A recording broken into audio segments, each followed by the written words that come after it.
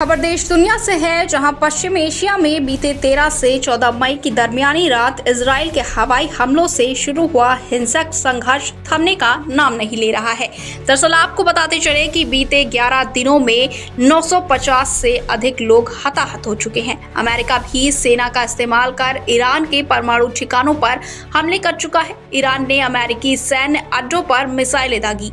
इसके बाद ट्रंप ने संघर्ष विराम का ऐलान किया। ईरान ने इजराइल पर हमले करना शुरू कर दिया। वहीं आपको बता दें कि ईरान ने किया संघर्ष विराम का ऐलान। जी हां, इजराइल पर हमले के बाद अब ईरान ने संघर्ष विराम का ऐलान कर दिया है। ईरान ने कहा है कि हमने आखिरी मिसाइल हमले पूरे कर लिए हैं। ऑपरेशन सिंधु के तहत 161 भारतीय नागरिकों को इजराइल से लेकर पहली उड़ान दिल्ली पहुंची। वहीं विदेश मंत्रालय के आधिकारिक प्रवक्ता रणधीर जायसवाल ने ट्वीट किया कि ऑपरेशन सिंधु का इजराइल चरण 23 जून 2025 को शुरू हुआ। इसमें जॉर्डन से 161 भारतीय नागरिकों का पहला जत्था स्वदेश लाया गया। हवाई अड्डे पर राज्य मंत्री पाब्रिता मार्गरिटा ने उनका स्वागत किया।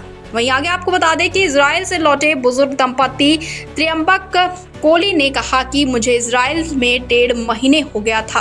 वहां अचानक स्थिति बिगड़ गई। हम दिन के किसी भी समय विस्फोटों की आवाज सुन सकते थे। हम डर गए थे। हम अब वापस आ गए। अब हम प्रधानमंत्री मोदी के बहुत बड़े आभारी हैं।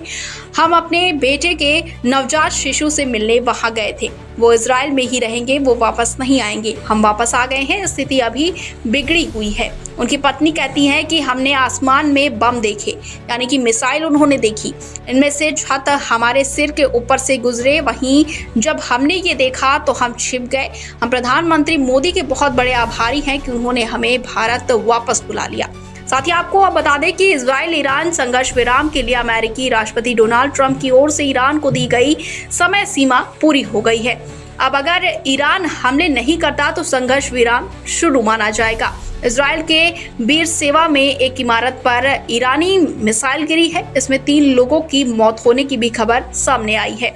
वह ईरान से लौटी पंजाब की बलविंदर कौर ने कहा कि मुझे बहुत अच्छा लग रहा है। अपने देश अपना ही होता है, लेकिन ईरान में हमें कभी कोई मुश्किल नहीं आई। पिछले कुछ दिनों में हालात कुछ बदल गए हैं, वरना हम वहां भी सुरक्षित हैं।